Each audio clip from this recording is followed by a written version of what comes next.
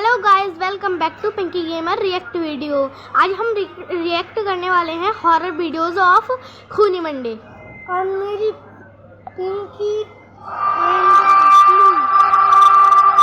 मतलब कि me Until Dawn, A Game of Death। Start करते हैं। चार दोस्त जेक, एमा, लिया और थियो अमेरिका के एक सुनसान पहाड़ी ट्रेल पर सुबह से हाइकिंग कर रहे थे।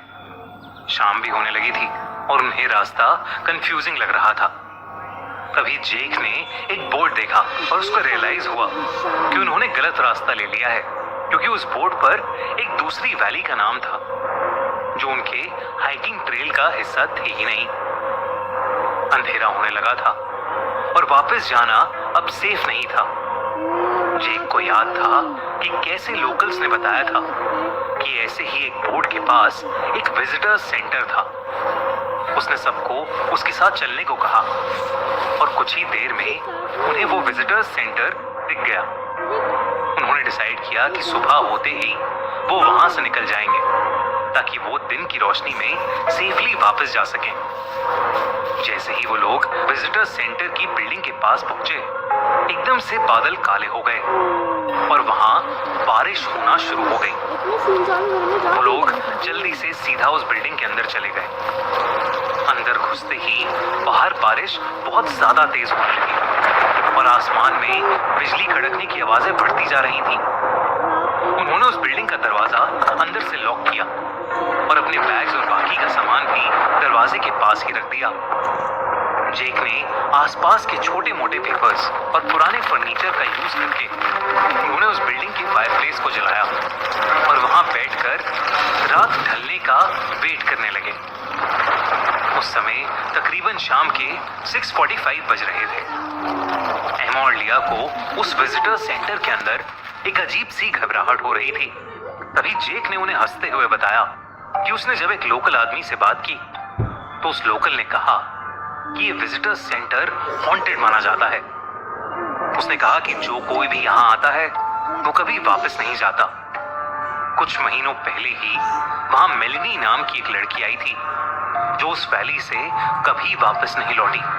जेक उस लोकल की सुपरस्टिशियस बात का मजाक उड़ा ही रहा था कि तभी एकदम से खिड़कियां और दरवाजे अपने आप खुलने लगे। तेज हवा से उस बिल्डिंग के अंदर के सारे लाइट बल्ब्स फूट पड़े। फायरप्लेस की आग भी अपने आप बुझ गई और बाहर जोरों की बर्फ गिरने लगी। मौसम अचानक से बहुत ज्यादा ठंडा हो गया। किसी तरह से उन्होंने वापस दरवाजा बंद किया, फायरप्लेस को जलाया और ढेर सारी कैंडल्स जलाकर उस बिल्डिंग में वापस रोशनी की। पर तभी थियो को रियलाइज हुआ कि एमा वहां थी ही नहीं। सबने अंदर और बाहर एमा को ढूंढना शुरू कर दिया, लेकिन उन्हें एमा का कोई नामो निशान ही नहीं मिल रहा था।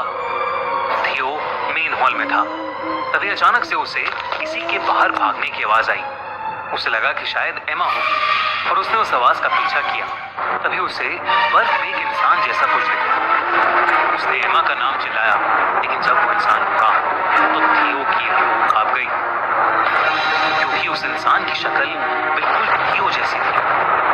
बहू वही चेहरा, लेकिन आंखों के नीचे काले गड्ढे और उसकी स्किन जो उसकी बॉडी से उतर रही थी, जैसे किसी ने उसे जिंदा छील लिया हो।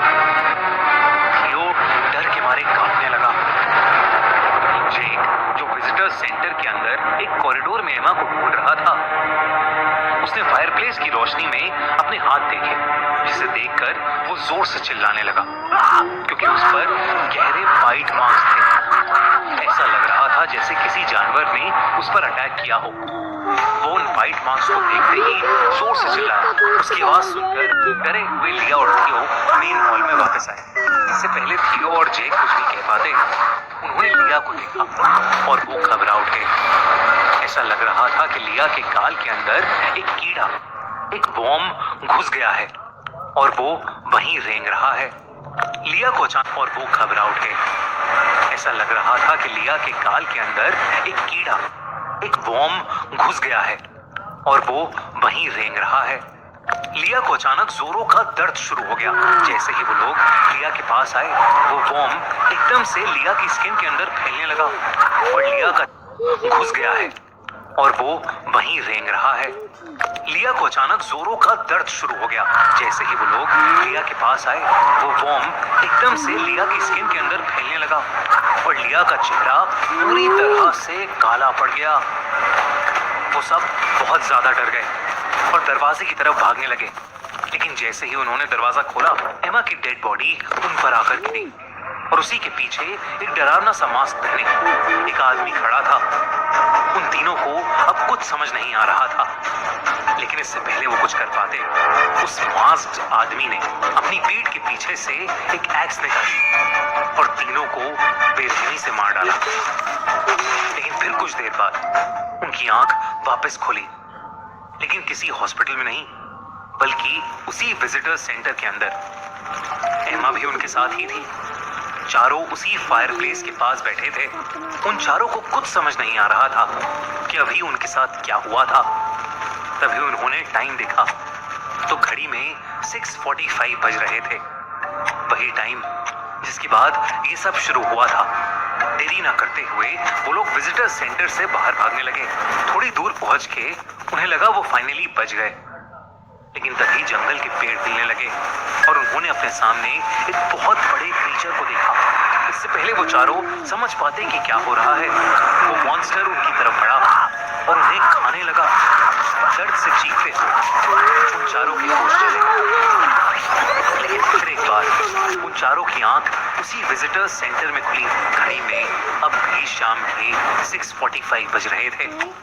उन्हें समझ आ गया था कि वो एक टाइम लूप में फंस चुके हैं, पर वो उससे बाहर कैसे निकलें? इसका जवाब ढूंढने के लिए वो उस बिल्डिंग में छानबीन करने लगे। इसी बीच उन्हें एक रूम मिला जहां पर उन्हें कई मिसिंग लोगों की फोटोज दिखी, जिसमें उनकी भी फोटो शामिल थी, जिस पर 8 दिन बाद की डेट थी। उसी कमरे की दीवार पर लिखा था, if you want to live you have to survive until dawn. यानी अगर जीना है तो सुबह तक जिंदा रहना पड़ेगा। तभी उनके सर पर किसी ने जोर से एक बेसबॉल बैट मारा। जब उनकी दोबारा आंख खुली तो वो उसी विजिटर सेंटर के मेन हॉल में थे। अभी भी शाम के 6:45 बज रहे थे। इससे पहले वो कुछ भी समझ पाते, उनकी नई तरीके से मौत हो जाती थी।